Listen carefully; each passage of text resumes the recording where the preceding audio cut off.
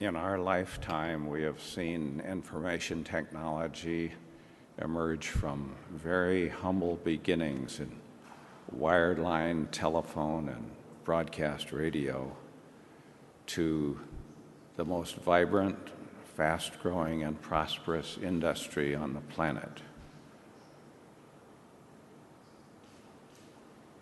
It's been my privilege to be able to contribute to this enormous human endeavor, and I'm very gratified that those contributions have been seen worthy of the Frontiers of Knowledge Award.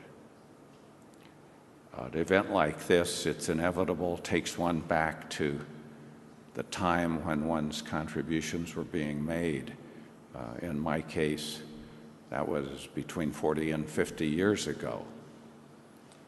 At that time, the ideas that were being put forward were not greeted with enthusiasm. In fact, there was a great deal of skepticism and no small amount of outright hostility. My experience is not unusual for an innovator. New ideas are seldom welcome by the incumbents.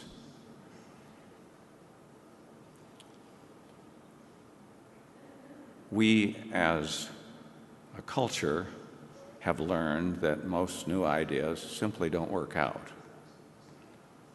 So the burden of proof lies on the innovator. The innovation must work out in the real world. That burden is a heavy one, and sometimes it's too heavy for an innovator, and the innovation is lost.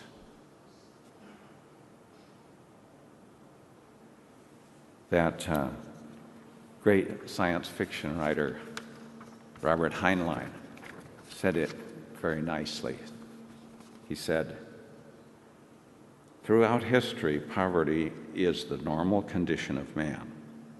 Advances which permit this norm to be exceeded here and there, now and then, are the work of an extremely small minority, frequently despised, often condemned, and almost always opposed by all right-thinking people. Whenever this tiny minority is kept from creating, or as sometimes happens, is driven out of a society, the people then slip back into abject poverty. This is then known as bad luck." There are lessons here for new innovators. Young people coming along must understand that you will face opposition. It will be hard. You will have an uphill battle on your hands. Treasure your friends. Treat them well. When you don't succeed at first, try again and again.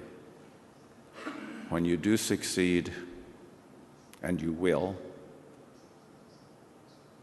help the next innovator along. There's also a message here for those entrusted with public policy. Those of us who have influence in our societies bear the burden of making it safe for this tiny minority to do their work.